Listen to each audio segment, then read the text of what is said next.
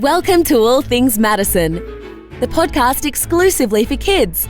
Sure to tickle your funny bone while learning something new at the same time. You'll hear from talking bears, Why that is such a big deal, I'll never know. laughing unicorns, You guys are so funny. farting sloths, Hey, watch it. I'm lactose intolerant. I'm only gassy when I drink milk.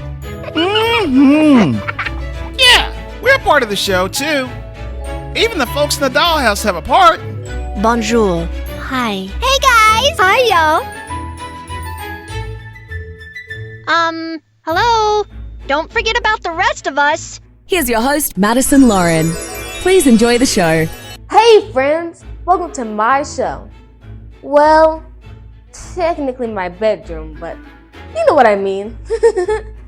Anyways, you might be wondering why it's called All Things Madison. Well, because I'm Madison, and it's about all the things I like. Like, I love all my stuffed animals and dolls, and I thought you should meet them. And of course, then there's my fave, Princess the Unicorn. Oh, Madison, you're my favorite too. You probably noticed that Princess is the inspiration behind my unicorn logo. Yep, that's her, my friend. And I like cooking with my dad, creating new characters like my chimneys, who eat worms, talk in their own language, and fight with some very territorial birds. See? And I love learning new stuff and the latest funny TikToks. I also really enjoyed writing my new graphic novel, The Magnificent Sheroes. So, what's the show about? Funny skits and segments, cool interviews, and behind the scenes, but mostly just trying to make kids and their parents laugh all while learning something new. That's right. Oh, hey Daddy! I was just about to tell them that it's overall fun stuff for kids of all ages. And families. I also talk about the heavy stuff sometimes too, like ocean pollution, climate change, or deforestation. 'Cause it's gonna be up to us to fix it. But keep it fun. Right, now on to the show! Okay, everybody, we are back. This is Durante and Madison from All Things Madison. of course, you know my podcast, The Expert Process. We are doing this joint thing that we told you guys about, the Creative Spark series. And today we have two young ladies out of Los Angeles, California, sunny side out there. Dr. Toyia Jackson and Ebony Jones, and these ladies are killing it. So I'm gonna let them tell you what they do. But Madison, are you excited? I'm so excited. Cool. Let me tell you guys just a quick backstory. I met Toyia and Ebony at a restaurant, ironically, when I was out in LA for this pitch session, actually with Disney. And so the thing that makes this interview so interesting is that you never know who you're going to come across in some of the most random or unique places, right? So I tell everyone, you know, when you're out and you're about, and especially if you're in places where you actually can have an opportunity to meet people, then it pays to open your mouth and say hello. It pays to be engaging, and it pays also to follow up. And that's what we did. We've developed a friendship over this past, I guess, 5 or 6 months now. And now we have business opportunities flowing amongst us. And we're excited to have you guys on the show. So ladies, welcome to the show. Thank you. We're excited to be here for sure. Yes, thank you. Thank you. All right, so I'll start with, so Ebony, you have just come off of this whole whirlwind thing with this Emmy Awards, right? So the Emmy Awards with Lost Ollie, your buddies, your producing buddies. Shannon Tindle, yeah. Yep. And also Peter Ramsey, Mr. Spider-Verse, right? Yes. How was it working with those guys? I mean, because that seems like the opportunity of a lifetime. So, and how was it winning the Emmys? Because I know they had to be a big deal. Yeah, it was amazing. I mean, Lost Ollie was the first show that I did after COVID. I had finished Mrs. America in June, and we actually won an Emmy for Mrs. America. So I've actually now have 6 Emmys. Yeah, we won with Uzo. She plays Shirley Chisholm. Okay. And yeah, so Lost Ollie was the first show back from COVID, and it was about a year and a half in post. Most of that was due to the animation. Yeah. I can't say enough great things about those guys. I mean, we're in a weird time here in Hollywood, with the strikes, and we kind of just dealt with the whole Me Too movement. And to put together a team like the team that I work with Lost Ollie, that's that's next level. And Shannon just finished directing Ultraman for Netflix. Okay. And Peter has been, out there doing his thing, doing what Peter does. But yeah, it was I can't say enough wonderful things about them. And to be nominated, we were nominated for 10 Emmys and we won 5. One of them being the editing Emmy, which is my department. Okay. It just it helped. Let's clarify. You just referenced your department is editing. So yeah, you are what you consider a post-production supervisor or post-production correct. Producer? Is post-producer. Yeah, correct. Yeah. So I'm the head of my department. On the television side, we call them post-producers. On the film side, they're post-supervisors. Got it. But yeah, so editorial, that's my department. And it just helped validate, the work that I do, for sure. That's very good. Very good. And Dr. Jackson, so when I met you, you were very elusive. You're very, she was so coy and so just chill, right? And my buddy Rich, he's also a producer out there, and he's like, hey man, ask her what she does. And she's just so coy and laid back, right? So Dr. Jackson, I have to ask this question directly. The folks, they don't know necessarily your background, and they don't know the history of the family that you married into. So I don't know how much of that you want to get into, but can you share with us, give the audience some perspective of who we have on the line here? Sure. Well, my name is Dr. Toyia Jackson. I'm a California kid for sure. I learned the hard way after my trip from Chicago that there's no place like home. Chicago was cool, but I'm a California girl all day.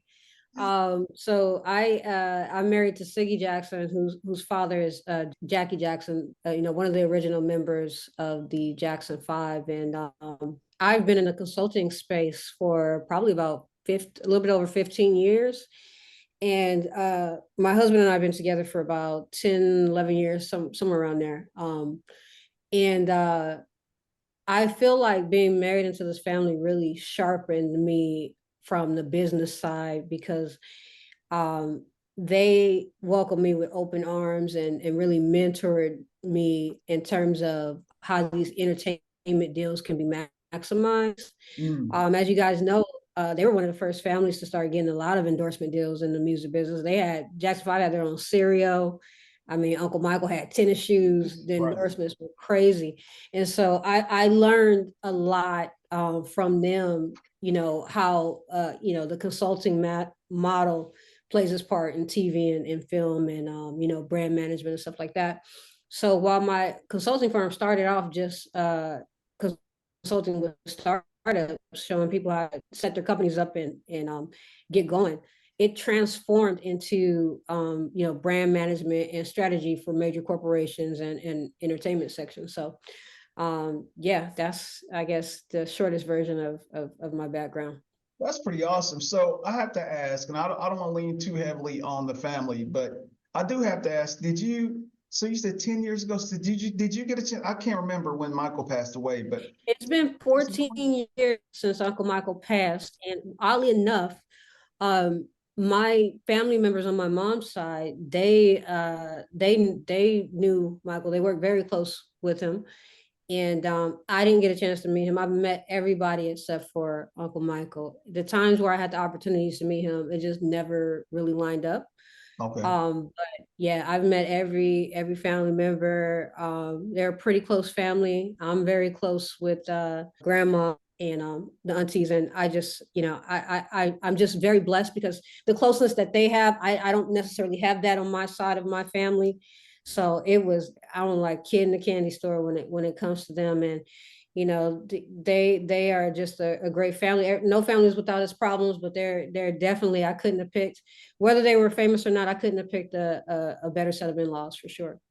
I do have to say one thing. I'm hogging the mic, Madison, for a second, but I do have to say one thing. So I had the biggest crush on Janet when I was growing up, right?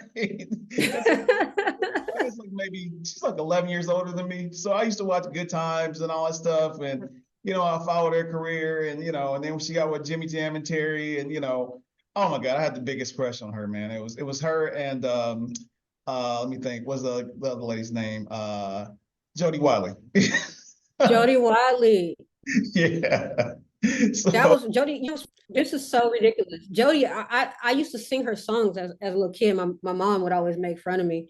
But I know all of Jody's songs, especially that hit, dang, she had a song that had a similar hook that Auntie Janet had with the what have you done for me lately? There was a song Jody had similar to it. Yeah. Yeah. It sounds like to me you were able to, I guess, what they call level up, right? So you took what you already had going, and then you took the advice and the mentorship, and were able to take that and apply it to what you do, and then expand it into bigger and better opportunities. Does that sound about right? Yeah, and a segue into like what I just loved about when we had the opportunity to meet you in Madison is that Madison is in a unique position to where she's getting a quicker start than most Black girls have had, including myself. And so I often vacillate on the fact of being married to my husband, who's a big advocate. Ebony knows he's a big advocate for me and my village and my team and my dream. I often wonder, would it have taken me even longer without him, right? Because I was working really, really hard, but we live in a society where everything's about clout. And so I used to keep him a secret. Actually, I didn't tell people that I knew the family, that I was close to them. Just because I did not want the family to feel like that's why I got with him, right? Because our family has been targeted a lot. Two, I've always been the type of person that want to stand on my own and build my own. Coming from where I come from, we started with nothing, and my family and we've come a long way. But I said that to say that whatever your resources are and however you get it, you can't be ashamed of it. However God brings it is how He brings it, right? Right. And it was just refreshing to see that for Madison, she has a father that reminds me of like when I would talk with Joseph.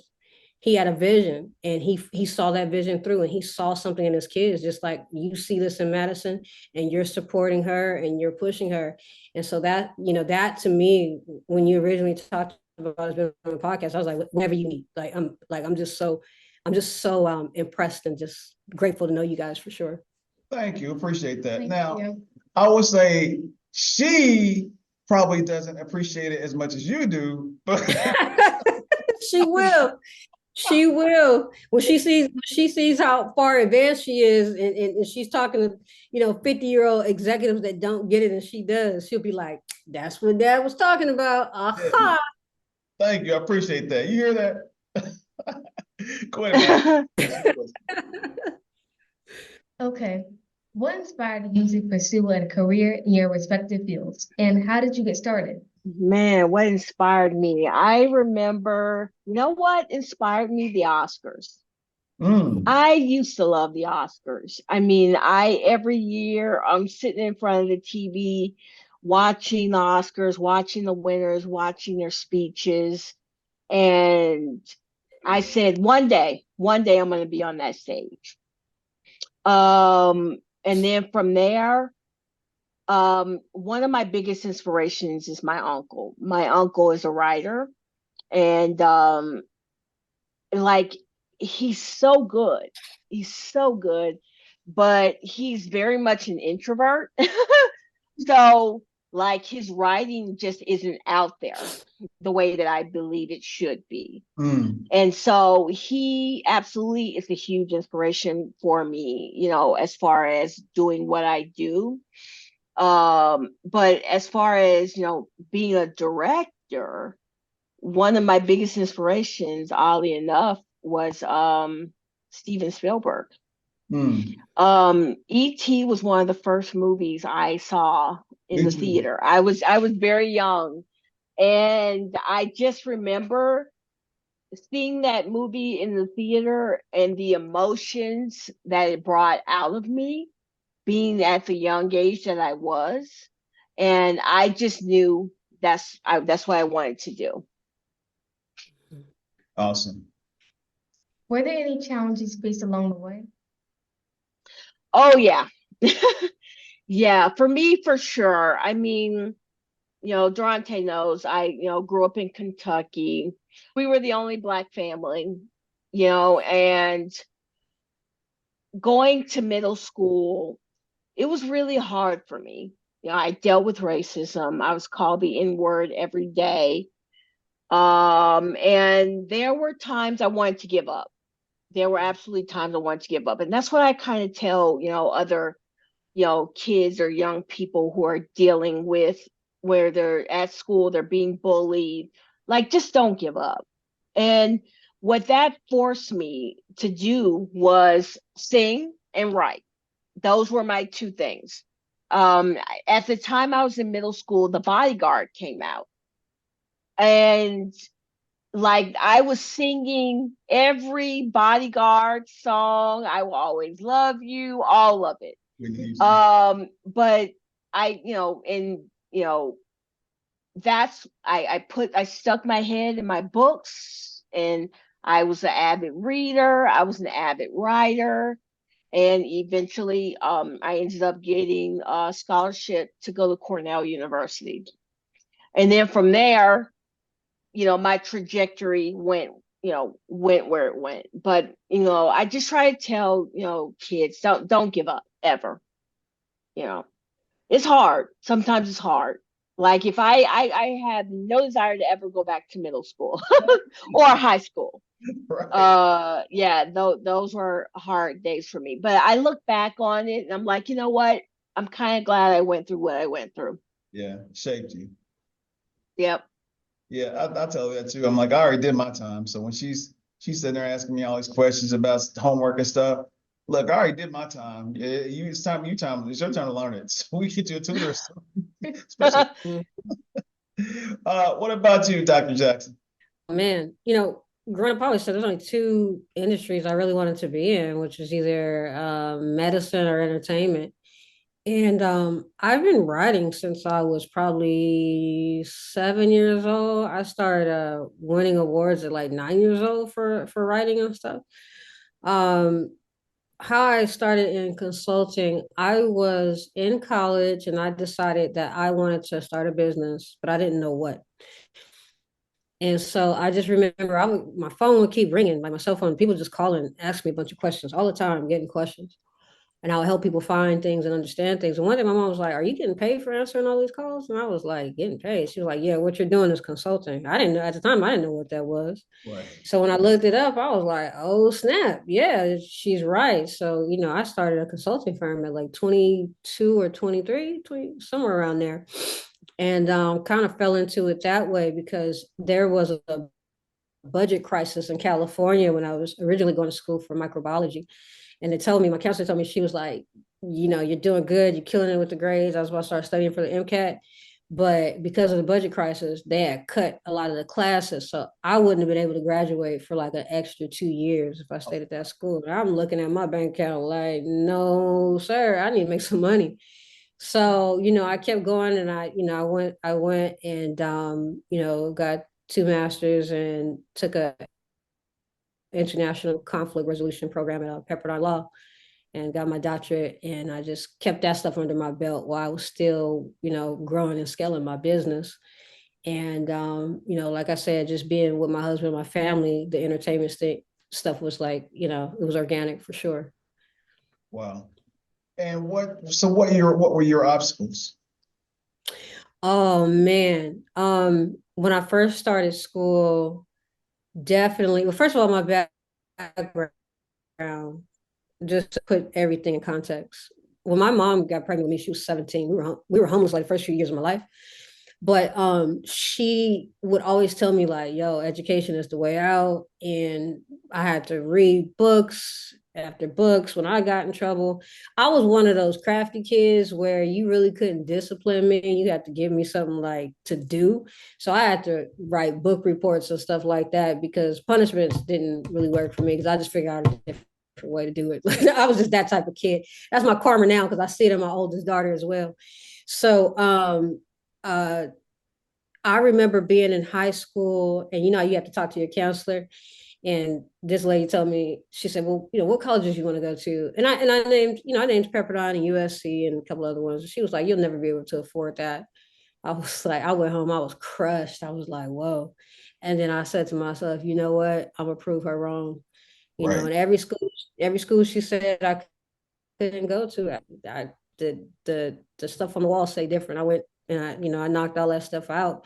And there was a point where I couldn't afford my books in school. I'm in the library making photocopies.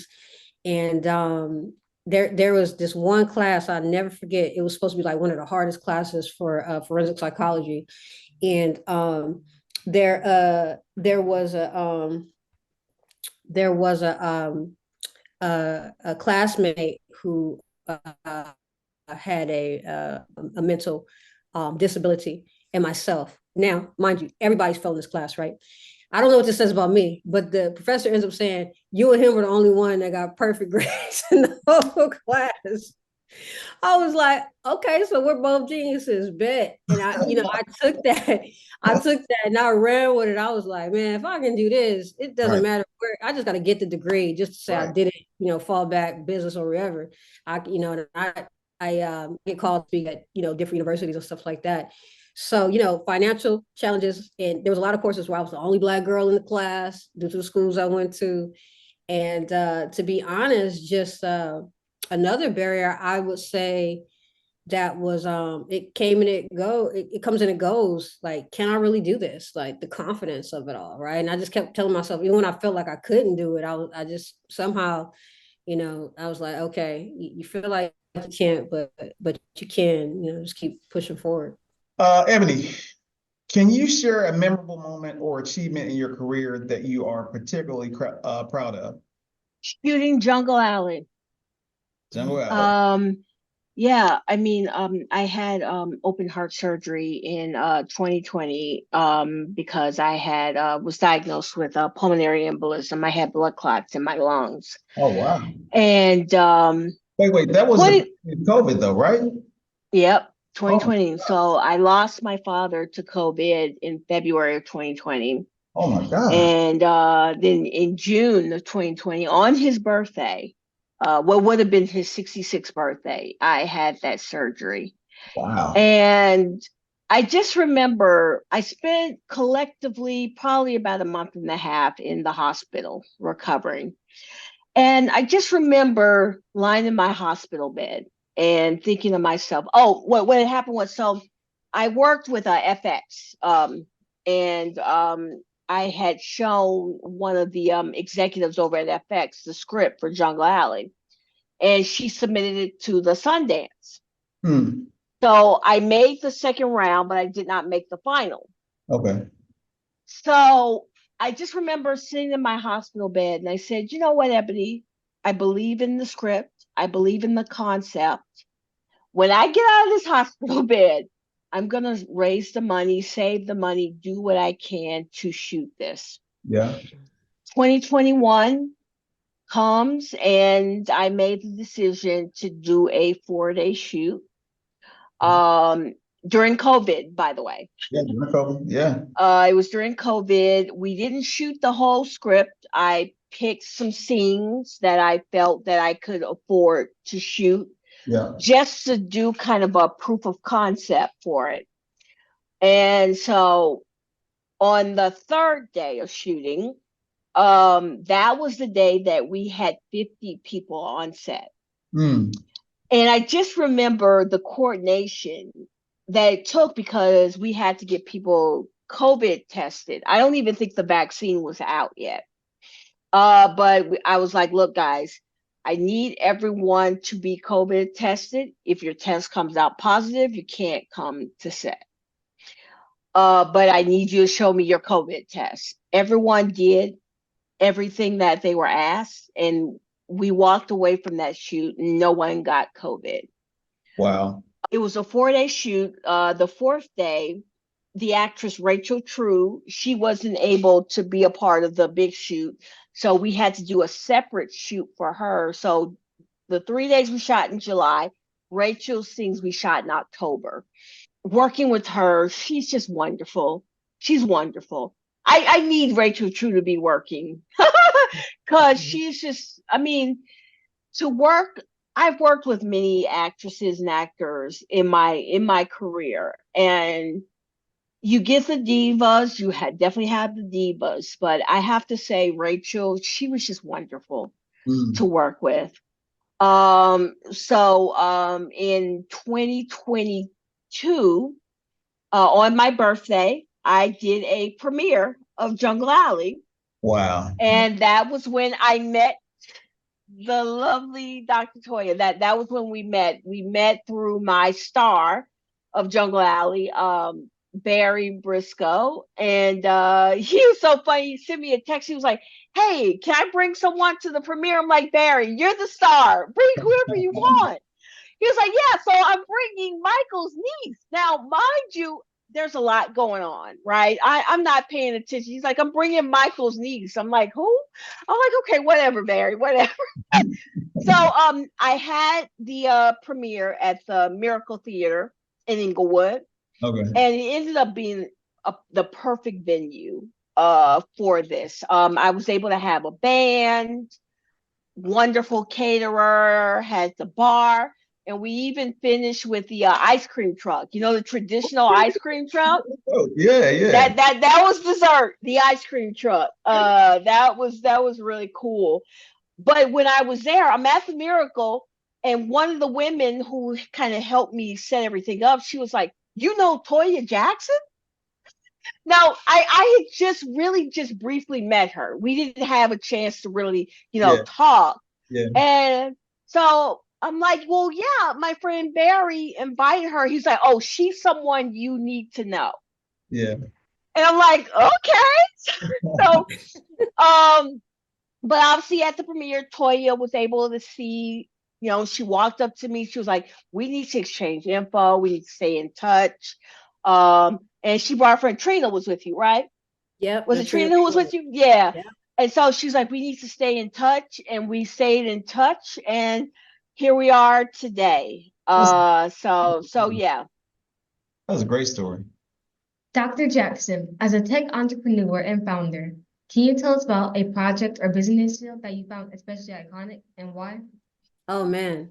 Okay, so there's two. I would say I'm starting by talking about the tech company. I'm a chief of strategy for a tech company. It's called Beatify, and it's going to allow artists to get paid immediately. So like no more filter in. If any artist knows like to track your royalties sometimes is a nightmare. When it comes to all the split sheets and the way the industry is doing it is just like Jurassic. Even a lot of the newer companies aren't really helping artists get paid the way they should. Technology allows for artists to get paid right away through crypto and tokenism and stuff like that. And my partners are three of them are and my co-founders are in Canada. It was started by a guy who I just love him to death. Ebony, you'll get a chance to meet him very soon. Daryl Hillock, who was just great. And, this technology, like I said, it's a game changer. We might have to have a whole nother podcast about that. The second business that I think is a iconic is a shameless plug, but not so shameless. Black businesswomen cry different. And I'm just, my co-founder's amazing, and Ebony is going to be joining us. And what we're doing is we're actually building out a couple of different legs of business under this. But, one of them is going to be a technology piece that allows us to find all things that Black women in business would need and would want to grow and scale their business, along with some co-working space stuff that we have going on. And the reason I call it Iconic Madison is because one, the technology pieces that we're putting together, it's like it's unmatched for both projects, and two, the people make it iconic. I am working with such great co-founders. I mean, and it's iron sharpens iron. Everybody just complements each other.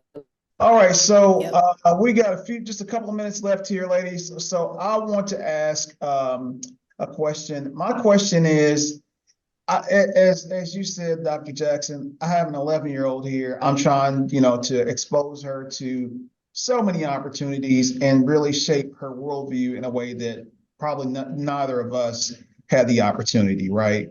That said, with what you know now, we'll start with you, Dr. Jackson, then we'll go to you, Ebony, and we'll close out, let Madison close it out. But with what you know now, what would you tell your 11-year-old self with what you know in, let's say, 30 seconds? What would you tell your 11-year-old self? That you are enough, and you don't have to necessarily collect a lot of things that you don't want to do to prove yourself worthy. You have to know that you're enough, and you have to step into every room like you belong there, and ready to receive. Yes, I feel that. I agree. Ebony? Don't care what anybody thinks. Mm-hmm. I feel like at the 11, 13, that's the age where everybody's worried about what so-and-so has or what so-and-so is doing and what so-and-so thinks. You can't care about those things.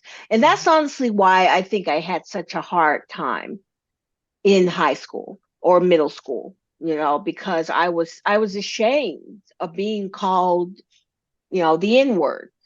But at the end of the day, I should have been like, okay, brush it off, shake it off. So yeah, don't care what anybody thinks. Don't feel like you have to have what so-and-so has, or so-and-so has the nice brand new Jordans, or so-and-so has this. I mean, you got to do you. What you enjoy, what you like. I mean, like I said, I was a nerd. And if I cared about everyone who called me a nerd or said I spoke like a white girl, I wouldn't, I wouldn't be who I am right now. So true. Right. Madison, I'll let you wrap it up. Okay. Ladies, thank you so much for being here. I really appreciate your time. Thank you for having us. Anytime. Thank you so much. Yes, thank you, Madison. And what you're doing is great. Keep at it. And congratulations, by the way. On the awards, yeah. On the award, yeah. Martin Luther King Day. Congratulations on that. Yeah. Ebony, Dr. Jackson, thank you, ladies, so much. I really appreciate it. And I know this means a lot to Madison. It means a lot to me also, but I know we get off the call, she's going to be, talking about this for the next 5 days. So thank you all so much. Awesome. And Happy New Year. And we'll be in touch soon. Thank you. All right, take care. That wraps up this episode of our show. Each week, we hope to bring something different, new, and exciting with a few laughs along the way. You'll see these segments, along with others, where I'll jump into the kitchen to teach you some of my favorite recipes, or you'll see me talk to kids at different events around the city, or maybe stuff dealing with fashion, sneaker culture, or other kids' influences. Either way, I'll always keep it spicy.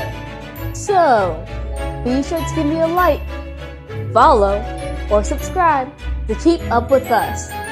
To pre-order my new book, The Magnificent Sheroes, just go to shopmadisonlauren.com. Oh yeah, and you'll find all my merch there too. Remember, we love you just the way you are. Until next time, I'm out. Oh, and introducing the fantastical adventures of Sleepy Steve by my dad, the animated series, coming to a screen near you soon.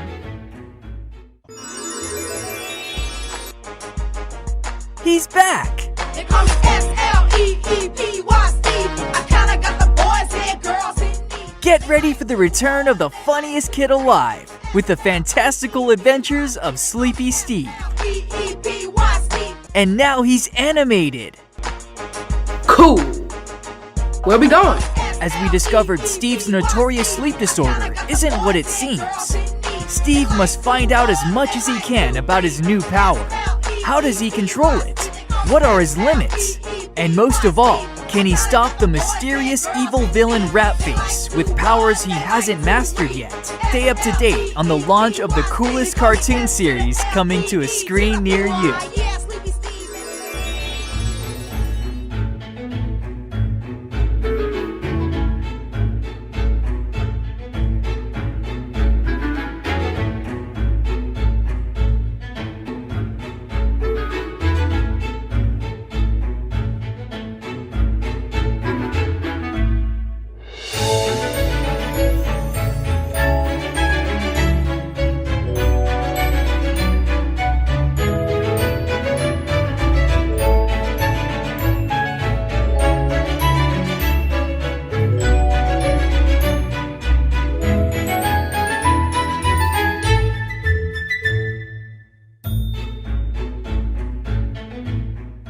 Thank you for listening to All Things Madison. Kindly take a moment to subscribe, leave a comment, and rate the show so that our participating partners know you are following along. You can get your Madison Lauren graphic tees at shopmadisonlauren.com or follow her YouTube channel at All Things Madison. This production was brought to you by Infinity Global Media Group LLC.